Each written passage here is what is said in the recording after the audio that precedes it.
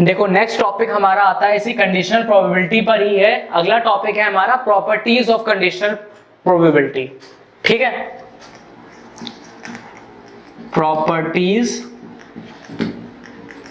Of conditional probability. ठीक, अब ये जो कंडीशनल प्रोबेबिलिटी आपने पढ़ी है इस पे कुछ प्रॉपर्टीज सॉल्व करते हैं हम। ठीक है, तो देखो प्रॉपर्टी क्या है। पहली प्रॉपर्टी है, पहले आपको एक केस बोल दिया है, late E and F be the event in sample space S।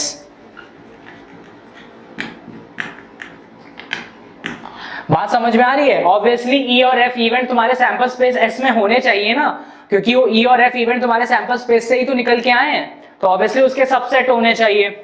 ठीक, तो तुमसे पहली प्रोबेबिलिटी प्रॉपर्टी कह रहा है probability of sample space by F is equal to probability of F by F, इसकी वैल्यू 1 होती है।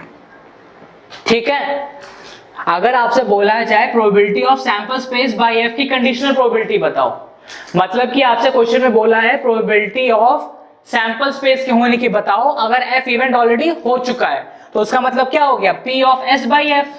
अब सैंपल स्पेस के अंदर F भी तो लाई कर रहा है, तो इसको हम P of F by F लिख सकते हैं, जिसकी वैल्यू 1 हो जाती है। ठीक, अगली प्रॉपर्टी देखो। इस प्रॉपर्टी से पहले आपको एक फॉर्मूला पता होना चाहिए, जिसको पता है वो ठीक है, जिसको नहीं पता है ये फॉर्मूला देख लो। P of A union B होता है P of A plus P of B minus P of A intersection B। जिसको ये फॉर्मूला नहीं पता है वो फॉर्मूला को याद रखो, क्योंकि प्रोबेबिलिटी में इस फॉर्मूला का काफी यूज आएगा। ये P of A union B is equal to P of A plus P of B minus P of A intersection B। अब इसी प्रॉपर्टी का यूज करते हुए फॉर्मूला बना है P of A union B की कंडीशन प्रोबेबिलिटी किसके साथ है, F के साथ, तो इसको हम लिख सकते हैं P of A by F plus P of B by F minus P of A intersection B by F। इसलिए मैंने आपको पहले ये फॉर्मूला बताया। देखो लिखा वही फॉर्मूला है, P of A union B is equal to P of A plus P of B minus P of A intersection B, but उसके साथ आपकी कंडीशन प्रॉपर्टी जुड़ गई है, तो डिवाइड बाय F, या इसको डिवाइड बाय F नहीं बाय F कहते हैं। ठीक है, तो P of A union B by F is equal to P of A by F plus P of B by F minus P of A intersection B by F। ठीक है, ये दूसरी property ये है। एक और प्रॉपर्टी क्या है, if A and B are disjoint event, तो P of A union B या P of A intersection B by F is equal to 0। ये बात ध्यान रखो, अगर आपका बोला जाए कि A और B आपके डिसजॉइंट इवेंट है, ठीक है, डिसजॉइंट इवेंट मतलब क्या होता है, दोनों में कुछ भी कॉमन नहीं आ रहा है। ये अपना एक अलग सेट है, ये अपना एक अलग सेट है, ये अपने एक अलग सैंपल स्पेस है, ये अपनी एक अलग सैंपल स्पेस है, दोनों में कुछ कॉमन नहीं आ रहा, तो उसको हम कहते हैं डिसजॉइंट इवेंट्स। तो उस केस में A इंटरसेक्शन 0 हो गया, तो ये 0 हो गया, तब आपका फॉर्मूला क्या तैयार हो जाएगा, P of A union B by F is equal to P of A by F plus P of B by F। क्यों? क्योंकि वो वाला टर्म आपका 0 हो चुका है। ठीक है, तो अगर डिसजॉइंट हो गए तो ये कंडीशन है, बेसिकली डिसजॉइंट की ये कंडीशन होती है। एक और फॉर्मूला है आपका, प्रॉपर्टी है P of E dash by F, ये आपका है 1 minus P of E by F। ये चार प्रॉपर्टीज हैं, आपको अपने दिमाग में ध्यान में रखनी है, ये और ये। अब आप कहोगे कि सर ये डैश क्या है, तो ये सब चीजें हम ऑलरेडी सेट थ्योरी में डिस्कस कर चुके हैं। अगर a डैश हो उसको हम लिखते हैं 1 माइनस a, इसको हम कहते हैं कॉम्प्लीमेंट। कॉम्प्लीमेंट मतलब होता है नॉट a। अगर a है तो a कॉम्प्लीमेंट मतलब वो सारे एलिमेंट जो a में नहीं प्रेजेंट है। फॉर एग्जांपल सैंपल स्पेस में कुछ एलिमेंट प्रेजेंट है, उसमें से कुछ एलिमेंट a में प्रेजेंट है। अगर आपसे बोल दिया a कॉम्प्लीमेंट बताओ तो सैंपल स्पेस माइनस a, तो रिमेनिंग एलिमेंट जो होंगे वो तुम्हारे a कॉम्प्लीमेंट होगा। तो ये आपका फॉर्मूला होता है a कॉम्प्लीमेंट का। तो सिमिलरली आपको p of e dash by f पूछा है तो 1 minus p of e by f हो जाएगा। टोटल 1 क्यों? क्योंकि ओवरऑल प्रोबेबिलिटी 1 होती है, तो टोटल में से रिमेनिंग वाला माइनस कर दोगे, जितना e बाई एफ है तो e डैश बाई एफ आ जाएगा। ठीक, तो ये आपके कुछ प्रॉपर्टीज हैं, इनका ध्यान रखो। इन प्रॉपर्टीज पे अब क्वेश्चंस करते हैं।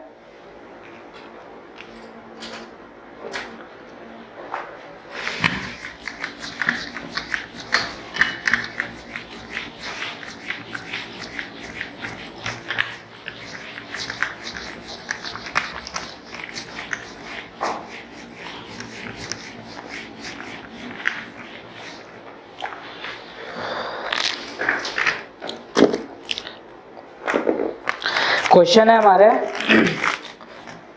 क्वेश्चन है P ऑफ A गिवन है आपको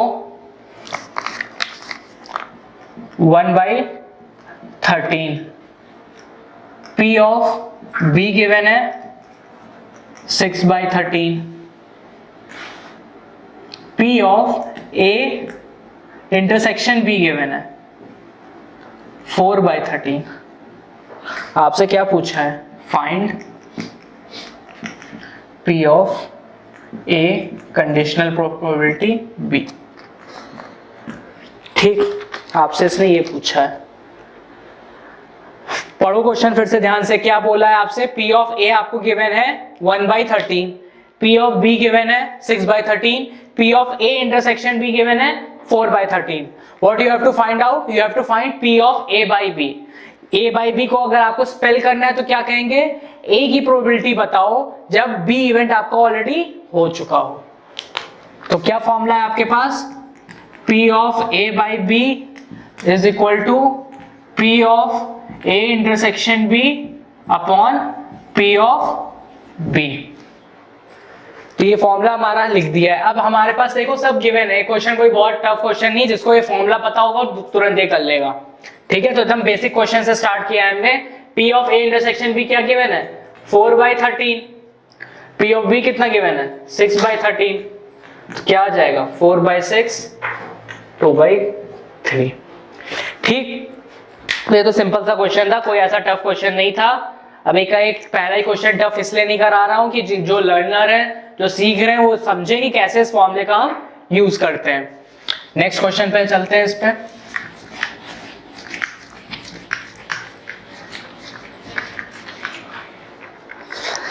हमारा नेक्स्ट क्वेश्चन है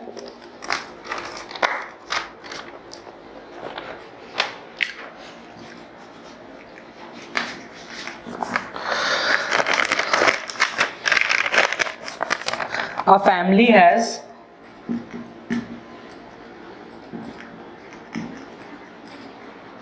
two children.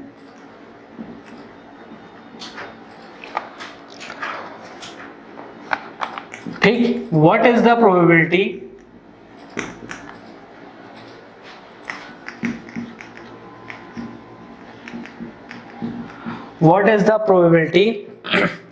that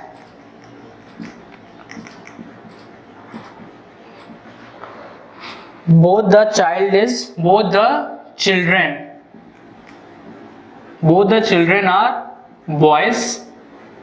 What is the probability that both the children are boys given that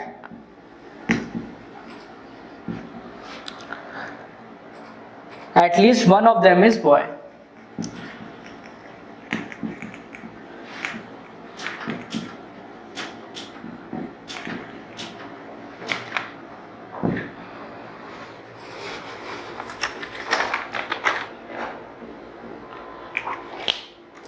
अब मुझे बताओ ये क्या ये कंडीशनल प्रोबेबिलिटी का क्वेश्चन है कि नहीं है?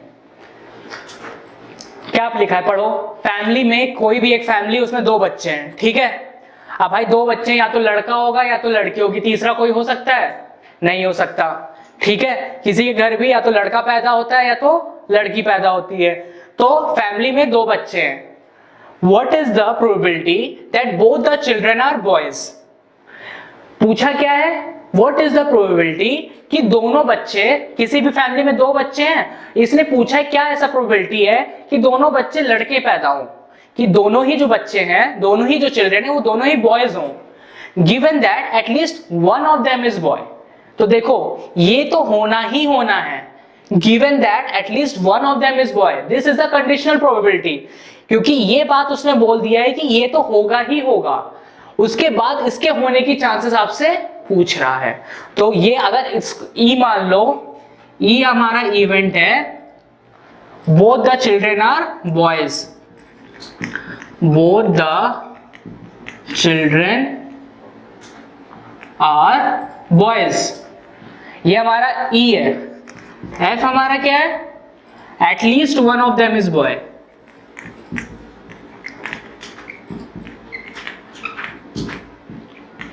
बात समझ में आ रही है? 2 इवेंट है, ठीक है। मैंने आपसे क्या कहा था, इवेंट आपको खुद प्रोवाइड करेगा।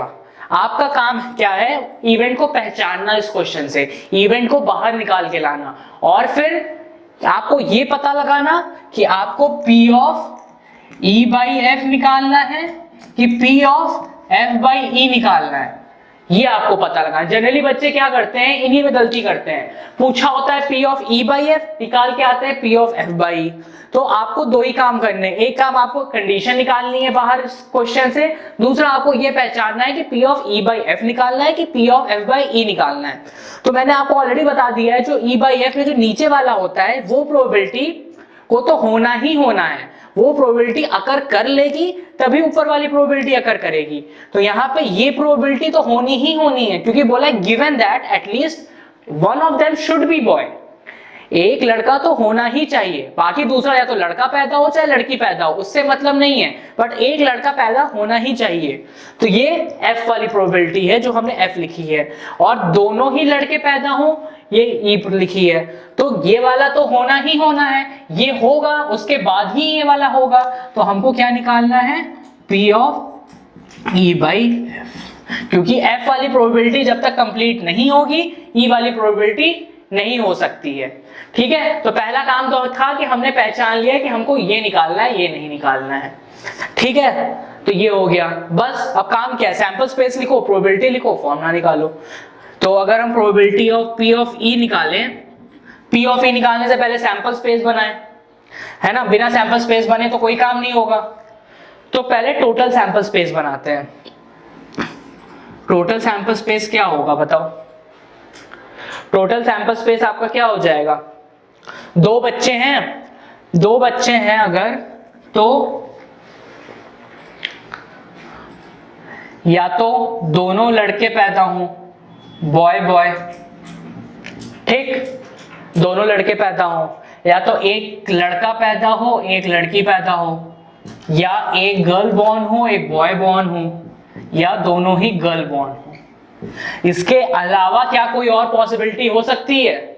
या तो 2 बच्चों में से दोनों लड़के हों, चाहे एक लड़का एक लड़की हो, एक लड़की एक लड़का हो, चाहे दोनों लड़कियां हो, ठीक। इनमें से अलावा और कोई पॉसिबिलिटी नहीं हो सकती। तो सैंपल स्पेस में हमने मैक्सिमम पॉसिबल आउटकम्स लिख लिए।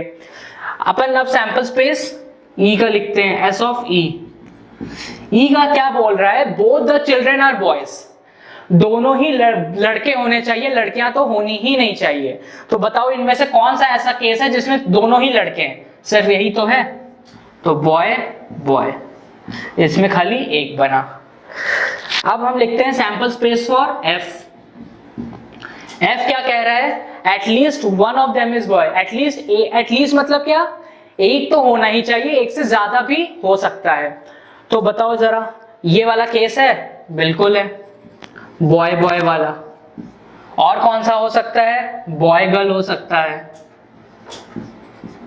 और कौन सा हो सकता है? गर्ल बॉय भी हो सकता है। बस गर्ल गर्ल नहीं हो सकता, क्योंकि एटलीस्ट एक तो बॉय होना ही चाहिए। यहाँ गर्ल गर्ल में तो दोनों ही लड़कियां हैं। तो ये आपने क्या किया, आपने तीनों के सैंपल स्पेस बना लिए। ये आपने टोटल सैंपल स्पेस बना लिए, ये आपने ई इवेंट के अकर होने के सैंपल स्पेस बना लिए, ये आपने एफ इवेंट का अकर होने का सैंपल स्पेस बना लिया। अब क्या करना है, प्रोबेबिलिटी निकाल लो। पी ऑफ ई क्या हो जाएगा, 1 बाई टोटल सैंपल स्पेस 1 2 3 4, 1/4। ठीक, ई के कितने इवेंट है, favourable event 1, total event 1 2 3 4, 1/4। Similarly P of F निकाल लो। पी ऑफ एफ क्या हो जाएगा, 1 2 3, 3 बाई टोटल इवेंट 1 2 3 4, 3/4। इतना करने के बाद आपको निकालना क्या था, P of E by F. तो P of E by F का फॉर्मूला क्या होता है, P of E intersection F upon P of F.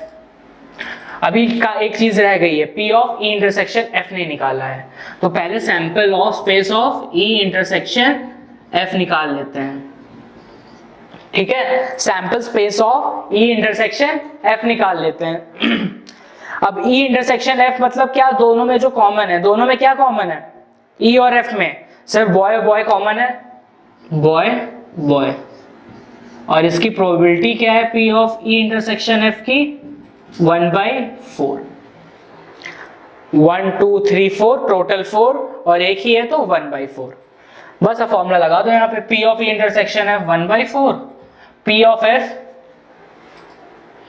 3/4, क्या आ गई 1/3। तो 1/3 में आपकी कंडीशनल प्रोबेबिलिटी हो गई कि दोनों लड़के होने चाहिए, गिवन दैट एटलीस्ट एक लड़का है। ठीक, तो ये आपका एक कंडीशनल प्रोबेबिलिटी का अच्छा सा क्वेश्चन था। नेक्स्ट क्वेश्चन पे कंडीशनल प्रोबेबिलिटी अभी चल रही है। देखो, कंडीशनल प्रोबेबिलिटी को स्ट्रॉन्ग कर लो, पहचान में आ जाना चाहिए कि कंडीशनल प्रोबेबिलिटी का क्वेश्चन है। ठीक है, अगले क्वेश्चन पे चलते हैं। नेक्स्ट है 10 cards numbered 1 to 10 are placed in a box.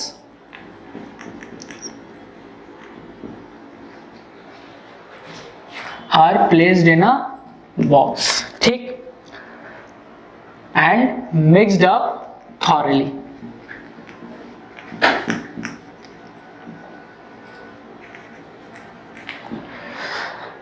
फिर क्या बोल रहा है, and then 1 card is drawn at random.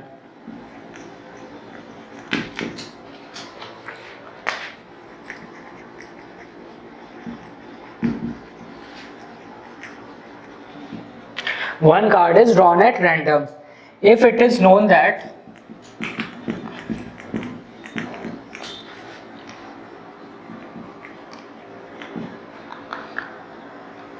number on the drawn card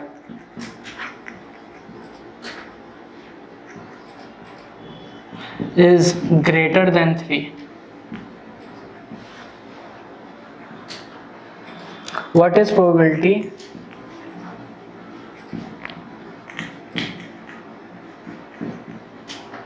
that it is even number?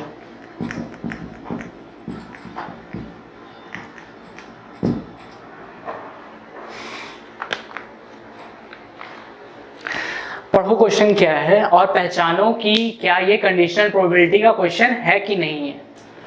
देखो क्या लिखा है, 10 cards number 1 to 10 are placed in a box. 10 cards हैं आपके पास, ठीक है, कोई भी कार्ड हो सकते हैं, ठीक है, आपके पास 10 कार्ड्स हैं, एक आपने बॉक्स लिया, उसके अंदर डाल दिया। डालने के बाद उसको आपने अच्छे से हिला लिया, ताकि आपको भी नहीं पता है कि कौन सा कार्ड आपने कहाँ डाला हुआ है, ठीक है, इसलिए उसको हमने अच्छे से हिला दिया। And mixed up thoroughly and 1 card is drawn at random. अब आपके पास इवेंट क्या है, अब उसमें से एक कार्ड बाहर निकालना है। 10 कार्ड थे, 10 कार्ड को डब्बे में डाला, उसको अच्छे से हिलाया, अब आपको एक कार्ड बाहर निकालना है। अब आपसे कह रहा है it is known that number on the drawn card is greater than 3। अब जो 10 कार्ड आपका आपने नंबर किया हुआ है ना, ये आपको उसने पता है कि आप जो भी उठाओगे वो 3 से ज्यादा ही उठाओगे, मतलब उसका नंबर 3 से ज्यादा होना चाहिए। मतलब आपने 1 कार्ड नहीं उठा सकते, 2 कार्ड नहीं उठा सकते, 3 4 5 6 7 8 9 10 इनमें से आप उठा सकते हो। ये आपका नोन है। नोन है मतलब ये कंडीशन ये हो चुकी है, ये कंडीशन तो होना ही होना है। ठीक, पूछा किसका है, what is the probability that it is an even number. अब ये क्या प्रोबेबिलिटी है कि वो जो आप कार्ड उठा रहे हो वो इवन नंबर है।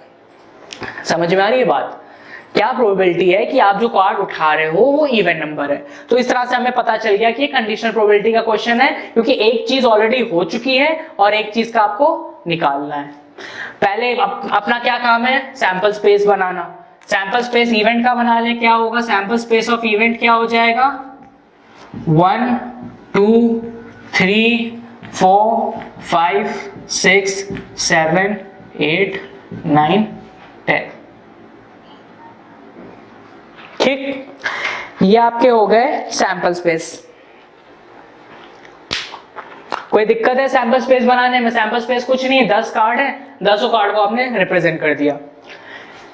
एक इवेंट मान लो, A B the event, A क्या इवेंट है, number is even, number is even, या card drawn whose number is even. B आपका क्या है, नंबर इज ग्रेटर देन 3। जो आपने माना है ए और बी उसको पहले लिख लिया करो। वहां पे टीचर को पता कैसे चलेगा आपके अकॉर्डिंग, आपने ए बाई बी लिख लिया और आपने ये नहीं शो किया कि ए कौन सा इवेंट है बी कौन सा इवेंट है, तो वहां टीचर को कैसे पता चलेगा कि आपने ए क्या माना है और बी क्या माना है। इसलिए पहले शो कर लिया करो कि ए क्या इवेंट है और बी क्या इवेंट है। ठीक है, अब क्या करना है, सैंपल स्पेस ऑफ ए बना लो। सैंपल स्पेस ऑफ ए क्या हो जाएगा, नंबर इज इवन। अब इवन नंबर के लिए क्या कंडीशन हमारे पास है, 2 4 6 8 10, यही तो होगा। इवन नंबर क्या होते हैं, 2 4 6 8 10, तो ये इसका हो गया। नंबर इज ग्रेटर देन 3, इसका क्या हो जाएगा, एस ऑफ बी का ग्रेटर देन 3, तो 4 5 6 7 8 9 10। ग्रेटर देन और इक्वल टू नहीं बोला है इसलिए हमने 3 को नहीं दिया। ठीक है, तो आपने सैंपल स्पेस ए का बना लिया, सैंपल स्पेस आपने बी का बना लिया। अब एक काम करो, S of A intersection B भी बना लो।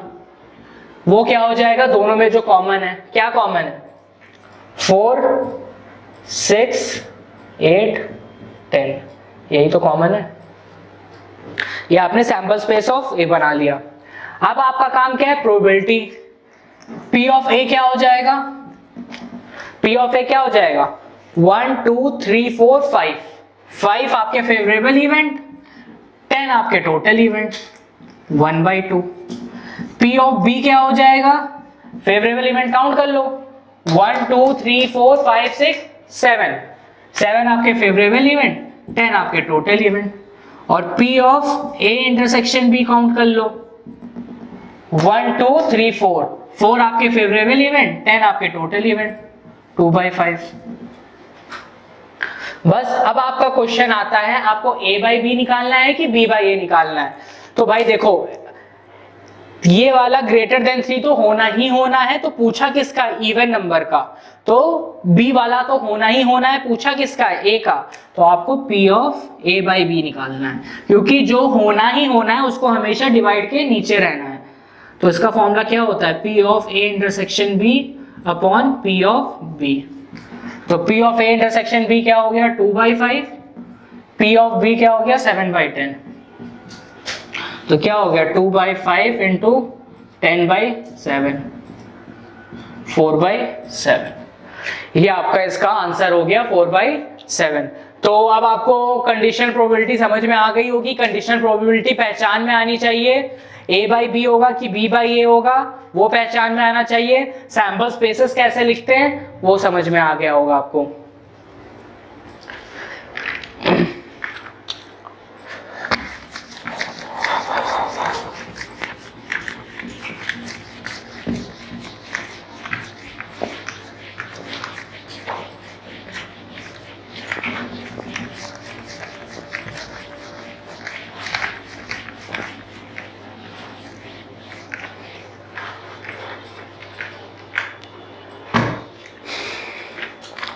चलो नेक्स्ट क्वेश्चन पे करते हैं इसी पे।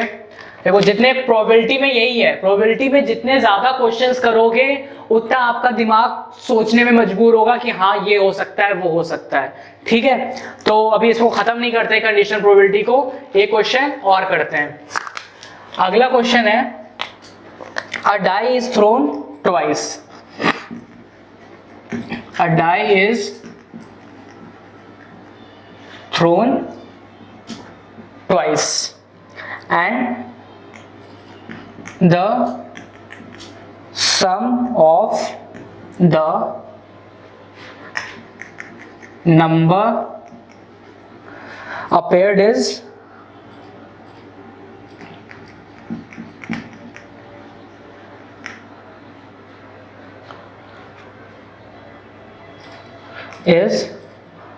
observed to be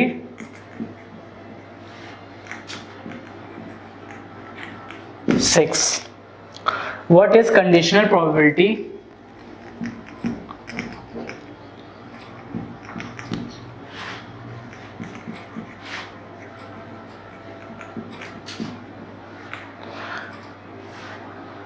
That number, what is the conditional probability that number has appeared at least once?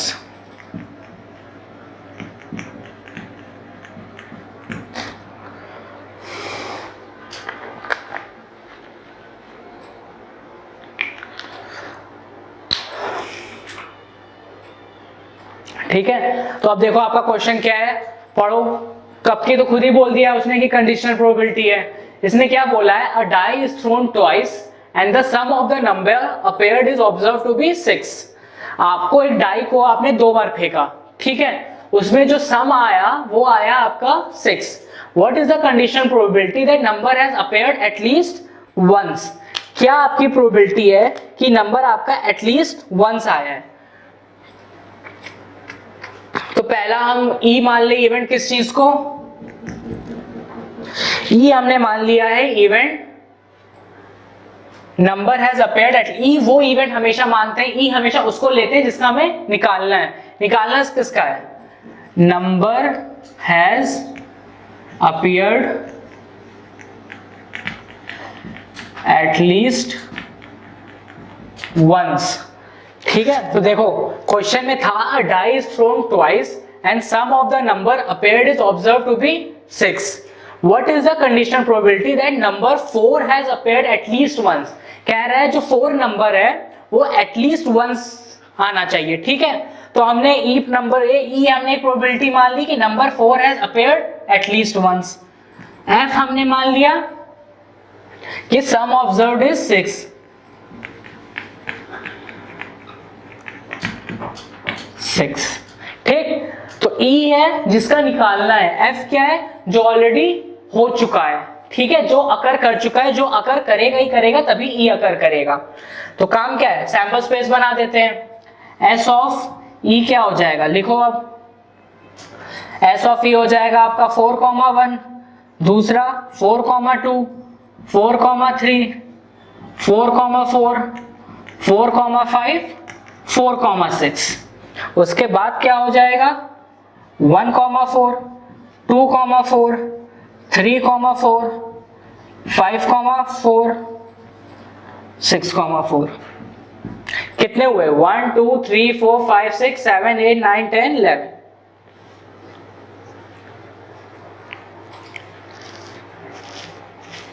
ठीक है, तो यही तो केसेस बने हैं हमारे पास। इसके अलावा और कोई केसेस बनेंगे जिसमें 4 एक या एक से ज्यादा बार आ रहा है? 4,1, 4,2, 4,3, 4,4, 4,5, 4,6, 1,4, 2,4, 3,4, 5,4, 6,4। ठीक, तो यही हमारे केसेस बने जब हमारी सैंपल स्पेस हमारा ई का ये है, जब हमारा 4 एटलीस्ट वंस आ रहा है, एक या एक से ज्यादा बार। और अब हमारा क्या किसका करना है कि सम ऑब्जर्व्ड हमारा 6 आए, उसका बनाना है सम एस ऑफ एफ। तो 6 आने की क्या क्या सैंपल स्पेसेस हो सकते हैं? 1,5 हो सकता है, 2,4 हो सकता है, 4,2 हो सकता है, 5,1 हो सकता है, 3,3 हो सकता है।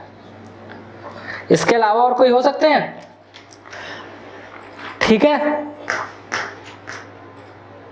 1,5 तो 5,1, 2,4 तो 4,2 और 3,3।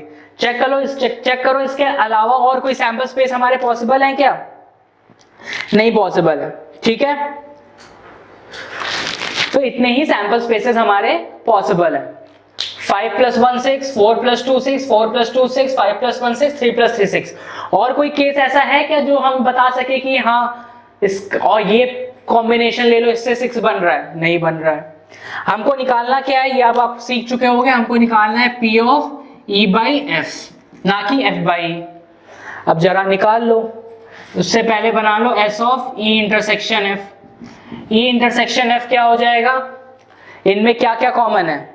यहाँ कहीं 1,5 है, इसमें नहीं है। 2,4 है तो 2,4, 4,2 भी है तो 4,2, 5,1 नहीं होगा, 3,3 नहीं होगा। तो यही केस बना हमारा 2,4 और 4,2 जो इंटरसेक्शन है। प्रोबेबिलिटी निकाल लेते हैं अब। P of E कितना आ जाएगा? देखो डाई को अगर एक बार फेंक रहे हैं, if a die is thrown once, तो उसको सैंपल स्पेस कितनी है? 6 है। अगर उसी डाई को 2 बार फेंक रहे हैं तो क्या हो जाएगी? 6 × 6 36। तो ओवरऑल सैंपल स्पेस इस इवेंट की क्या है? 36। ये याद रखो। ठीक है, अब हम 36 पूरा शो नहीं करेंगे, हमने कैलकुलेट कर लिया। ठीक है ना, एक बार डाई फेंका तो उसकी आने की टोटल सैंपल स्पेस कितनी है? 6 है। 2 बार डाई फेंक रहे हो तो 6 × 6, 3 बार फेंक रहे हो तो 6 × 6 × 6। ठीक है, तो उस तरह से चलता चला जाएगा। तो P of E अगर हमें काउंट करना है तो कितने सैंपल स्पेस है? 1 2 3 4 5 6 7 8 9 10 11। 11 आपके फेवरेबल, 36 आपके टोटल। P of F निकाल लो।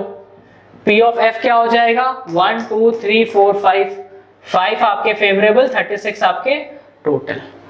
और P of E intersection F निकाल लो। 1 2, 2/36, 1/18। अब आपको निकालना क्या है? P of E/F क्या हो जाएगा? P of E intersection F by P of F। E intersection F की वैल्यू आई है 1/18, P of F की वैल्यू कितनी आई है? 5/36।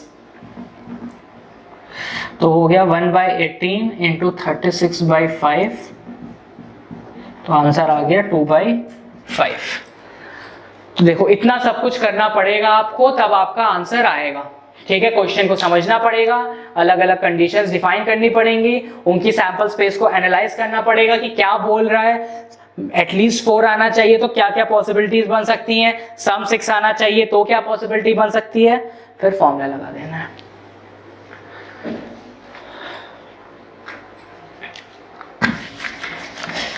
अगला क्वेश्चन चलते हैं। नेक्स्ट क्वेश्चन देखो क्या है।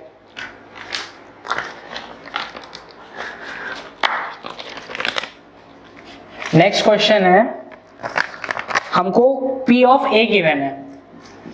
P of A गिवन है हमको 6/11। हमको P of B भी गिवन है जो है 5/11। हमको P of A union B भी गिवन है जो है 7/11। हमसे क्या क्या पूछा है उसने? हमसे पूछा है find P of A/B, P of B/A, P of A intersection B का कॉम्प्लीमेंट। ये 3 चीज इसने हमसे पूछी हैं। क्या आपको दे दिया उसने? P of A दे दिया, P of B दे दिया, P of A union B दे दिया। They have asked you P of A/B, मतलब probability of occurring of A if B have already occurred, probability of occurring of B या occurrence of B if A has already occurred, और तीसरा A intersection B का complement. अब इसको करने से पहले आप A of A intersection B निकालो। तो आपके पास फॉर्मूला आपको पता है, P of A union B क्या होता है, P of A plus P of B minus P of A intersection B। P of A union B आपको 7/11 पता है, ये 6/11 है, ये 5/11 है, minus P of A intersection B। तो आपका P of A intersection B तैयार हो जाएगा, जो कि क्या हो जाएगा 6/11 प्लस 5/11 माइनस 7/11। 11 एलसीएम, 6 5 कितना होता है, 6 5 11, 11 में से 7 गया 4, तो आ गया P of A intersection B आ गया 4/11। आपको क्या चाहिए, P of A intersection B का कॉम्प्लीमेंट, जो कि हम लिख सकते हैं 1 minus P of A intersection B, तो 1 माइनस 4/11 आ जाएगा 7/11।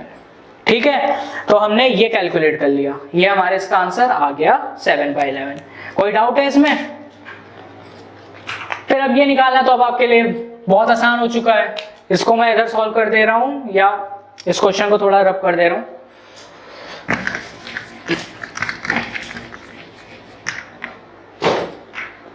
अब ये सॉल्व करना आपके लिए कोई टफ नहीं है, P of A by B नहीं, बस ये थोड़ा था इसलिए आपको बता दिया कि ये कैसे फॉर्मूला लगा के कैसे कॉम्प्लीमेंट निकालते हैं। P of A by B पूछा है, तो P of A intersection B upon P of B, P of B by A पूछा है, तो P of A intersection B by P of A।